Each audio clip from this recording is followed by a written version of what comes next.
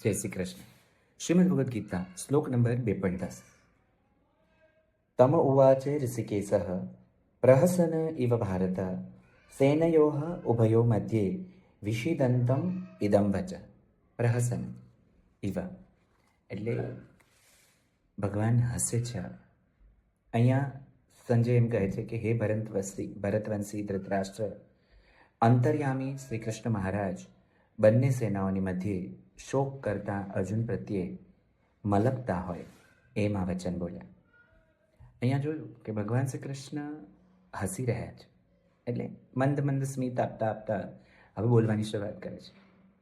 અર્જુન દુઃખમાં છે, અર્જુન ટ્રબલમાં છે, અર્જુન કન્ફ્યુઝ છે અને શોકમાં છે, અને ત્યારે ભગવાન હસે છે. તો અહીંયા હું એવું શીખું છું કે ભગવાનને ખબર છે કે હવે મારા દુઃખોનો અંત આવવાનો છે અને હવે હું જાગવાનો છું, એટલે ભગવાન હસી રહ્યો છે. તમે ક્યારે લાઈફમાં એવું જોયું કે લાઈફમાં ટ્રબલ્સ હોય, પ્રોબ્લેમ્સ હોય અને તમે એને ભગવાનનો સંદેશો માનીને શાંતિથી એ પરિસ્થિતિમાંથી પસાર થતા હો? કાંતારા મૂવી મેં જોયું હમણાં ચેપ્ટર 1, ત્યાં મને ખબર પડી કે હીરો એકદમ સ્ટ્રગલમાં છેલ્લે આવી જાય છે, એને કંઈ સૂચતું પણ નથી. ત્યારે ભગવાનની કૃપા એને મળે છે, દેવ એને મળે છે, એ તાકાત મળે છે રાક્ષસને મારવાની.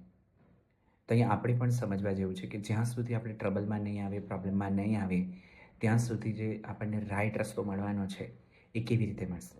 સો ઈશ્વરની આ રચના છે કે સંઘર્ષમાંથી જ એ તમને ઊભા કરે છે. એટલે એમ કહી શકાય કે બ્રેક થ્રુ ફ્રોમ બ્રેકડાઉન્સ.